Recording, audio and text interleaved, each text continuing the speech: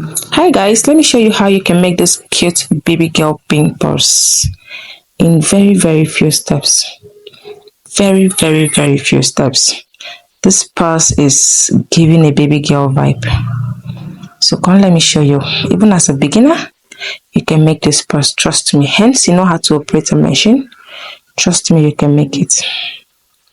So I started with measuring 6 inches. I measured 6 inches. That's the length. I trimmed off my edges a bit, so I'm cutting out my 6 inches. So after measuring 6 inches in length, I measured out 3.5 in width, the upper part. Then down, I measured out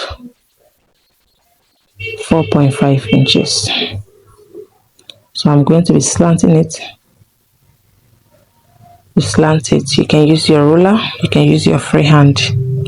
So this is our purse shape or pattern. So we'll be needing 2 of this. This is a hard gum stay. It's very hard. So we need 2 of that, and also a soft gum stay. 2 of it as well. I'm making this tutorial very detailed for sake of beginners so that they can follow. So we've cut out the first soft one, and this is the second we are cutting. 2 hard stay and 2 soft stay. So this is the fabric we'll be using. This is the fabric we'll be using. We are cutting out to unfold. I folded into 4 and I'm cutting the 2 pieces at once. This is our main fabric, right? So we'll be cutting out the lining. The lining is doll face. Okay, before the lining, I cut out what I used for the bow. I cut out what I used for the bow.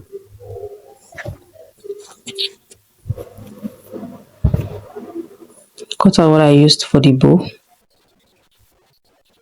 So this is it. This is our bow piece. I want it to be 6 in length and in width 7 on fold. So I'm trimming it off to get my 6 in length and the width of 7 on fold, like I folded it into 2. So now I'm cutting my lining. I'm making use of a doll face satin for my lining. So after this, we're done with the cutting at this point. So we'll be placing our light gum stay to the satin. That's our lining, and the hard one to the main fabric. Using our iron. Don't let your iron be too hot so that it won't have to burn the fabric. So you trim it off, trim off the excesses carefully. So we are going to repeat the same process to all of it. Gum our lining with a soft gum stay. Iron our bow pieces. Gum our main fabric with the hard gum stay.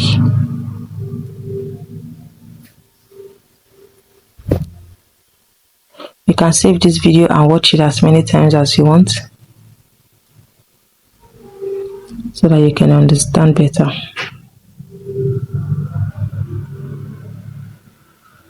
You can also follow our page. We have the video on our page so that you can watch as many times and also watch other beautiful tutorials that we have on the page. So I notched the middle of the lining and I marked out 1.5 inches. 1.5.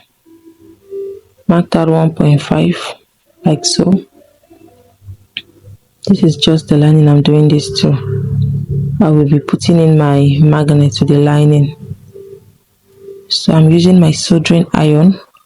If you are a tailor, fashion designer, I'm sure you know what this is. If you are not, this is a soldering iron. You plug to electricity, it will heat up and you use it to, either remove patches or anything you want. It's multi-purpose. So I fixed in my magnet and the cover and I've sealed it. I repeat the same process. You fix in your magnet and you seal it. So yeah, this is it. You arrange it, make sure it aligns well. So we have everything ready and we go and sew. So I started with sewing my bow piece. I'll be sewing round, but I'll be leaving an opening of about 1.5 to 2 inches to use and flip out my bow. So yeah, you flip out your bow and push out all the edges, making sure it's all pointed. You can use your scissors, you can use a stick, anything that you feel comfortable with. Just push it out. So we're done with that. So what we'll do next is we are going to be sewing our main fabric, following the shape. Sew out your main fabric, follow the shape. At this point, this can be very thick. If your needle is not sewing conveniently, you can switch to a bigger needle size of your machine.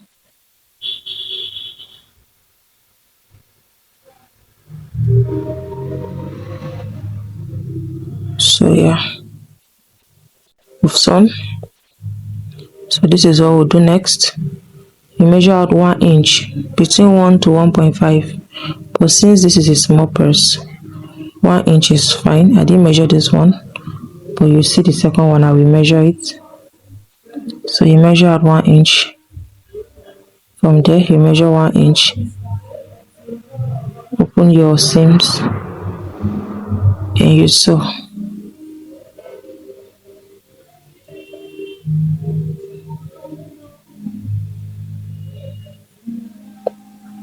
So yeah, we're done with the main fabric. So we'll do the same thing to the lining.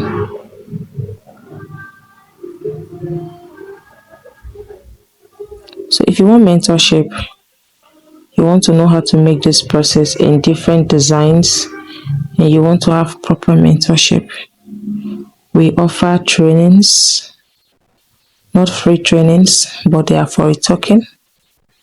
You can reach out to us. So you repeat the same process.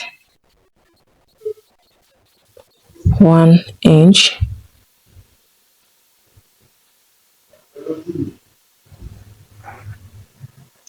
And kindly share this post, please share this tutorial so that others will benefit from it, so that others will also learn and get to know about our page so they can learn more. Follow our page, check our page out. We have lots of tutorials that will educate you very well. So at this point, we folded the main fabric and we are notching the midpoint. So we are going to be putting in our lining. We are going to make sure the sides aligns. Then we are going to sew. You have to be gradual in this point because it can be really thick and sometimes difficult to work with. So when you're sewing, you ensure that the both points that you notched, the lining notched point and the main fabric notched point aligns, because we have our magnet on that lining part, so it must align to the middle of the purse for it to magnet well. So we are going to sew, but we are going to leave like a 3 inches allowance space for you to flip out your purse with it. Leave out your space to flip out your purse. You take it easy with the sewing. Arrange it well and sew so that you don't have to start losing. So yeah, we are going to be flipping out our purse, starting with the lining. Bring out the lining first, then you start pushing out the main fabric. It's easier that way. push out all the edges, making sure that it sits well. So we are getting our purse ready. I'm putting in fiber. This is called fiber, in case you don't know what this is. And you get fiber where they are sewing through pillows and the duvets. Those people, they are the ones that sell fiber. So you arrange your purse very well. Make sure the fiber sits well. And you fold the opening in and start sewing around. You sew around your purse. So if you have watched to this point, this video cannot be completed here because it will be too long and it will cut. So I had to make it two parts. You can visit our page to conclude the other part, the designing part. Now we've cut, we've sewn. The next part is going to be how to design and how to fix in our fringes, how to make our bow, how to fix our handle. So you can visit our page to complete it. Share this video, follow our page, like, comment. Bye.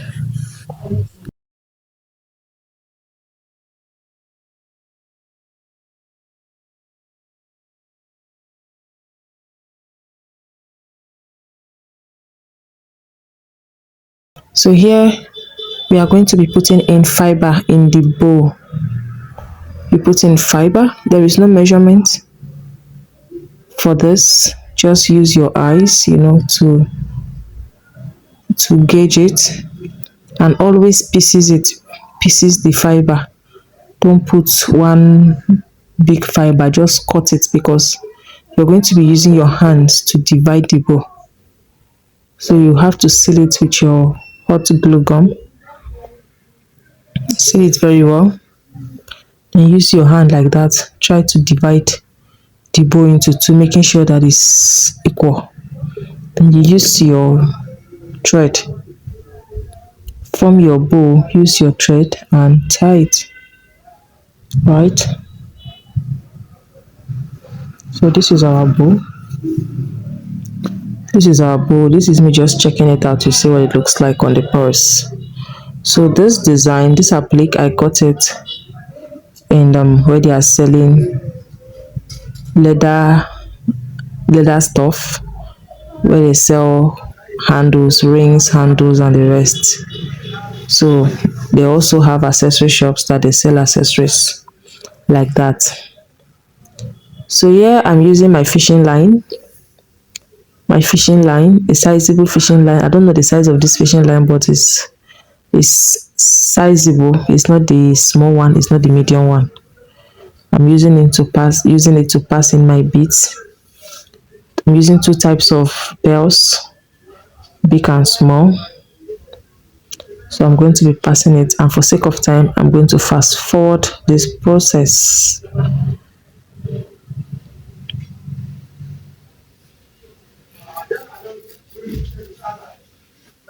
So there is no length measurement. Just use your eyes and be checking it to know the length, the actual length that is okay for you. There's no measurement for length.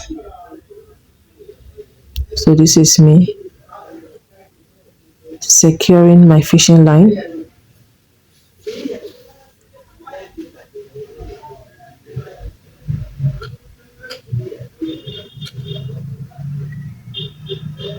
Secure it very well. Very, very well. So tie it multiple times, at least 3 times. Cut it. So yes, we have a handle. So the next thing is we are going to be placing our applique.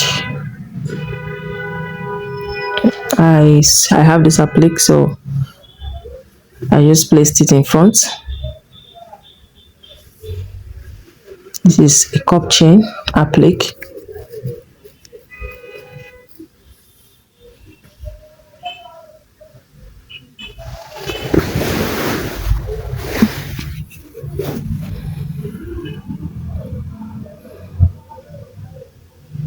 So if you have not seen the part 1 of this video, kindly head to our page and locate the part 1 so that you can understand what is happening here. This is a baby girl purse.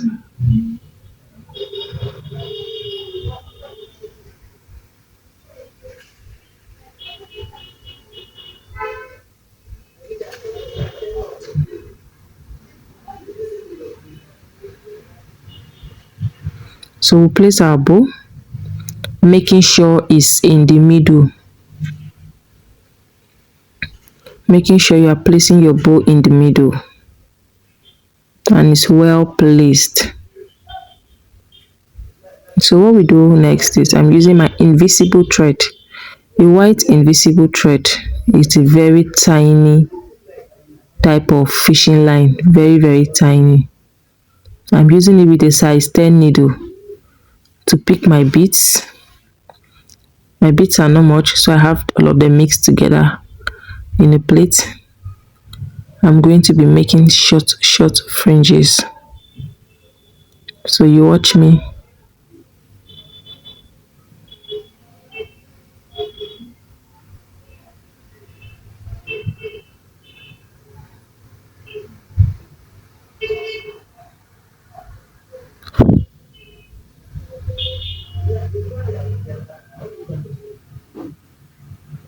So we have our crystal as the last bead. So you're going to watch me watch and see how I'm going to do this.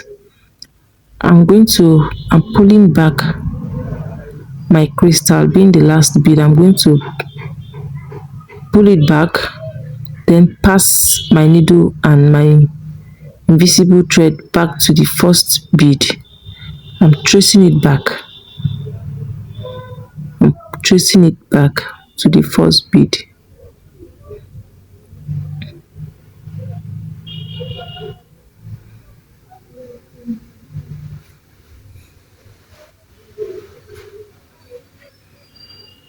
I think I have another video of how to, if you don't understand this beading technique, I also have another video of how to make fringes on the page. You can also search for it and watch it in case you don't understand this.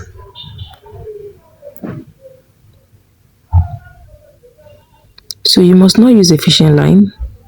It's just that the fishing line gives you a neater work without trace. You can use a matching thread, it works well too. Because for a beginner, this fishing line might be very tricky for you. It's so small and it can easily tangle. So watch me repeat this same process. I'm repeating this step again.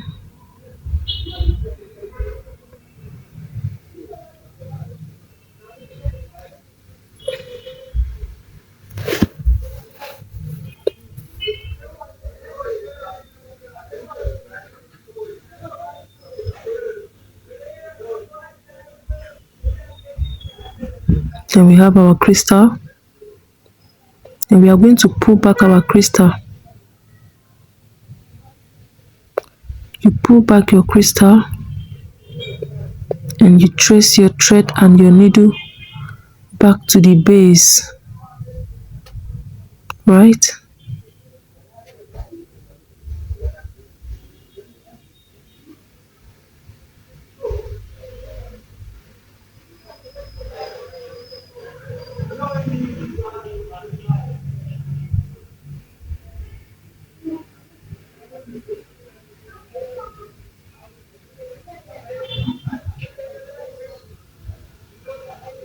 If you're using invisible thread, you have to be careful because it can tangle for Africa.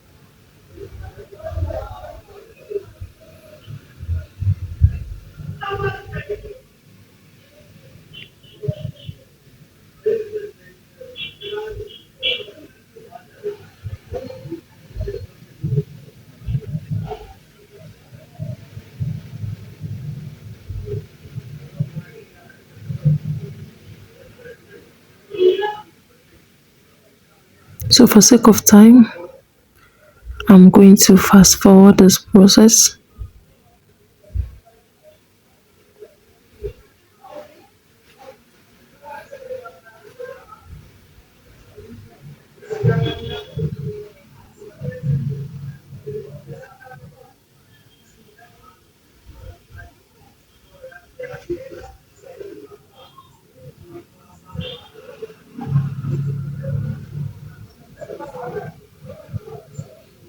Ensure to secure multiple times to be safe.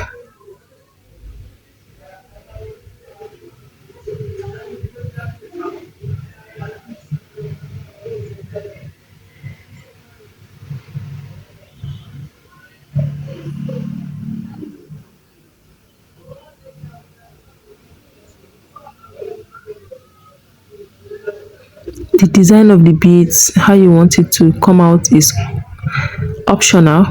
However way you want to design it is entirely up to you.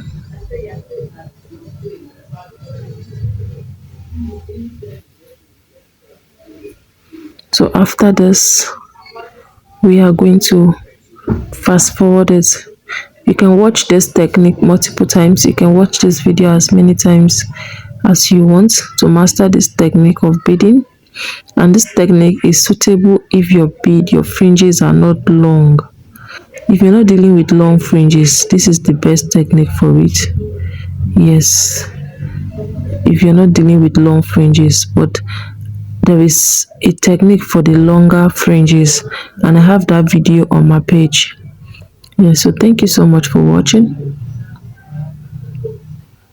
Share this video, share with your friends so that other people will also benefit from this video. So yeah, you can watch this multiple times, and this is our result. So after here, I used my gum to put my cloth stones. Bye.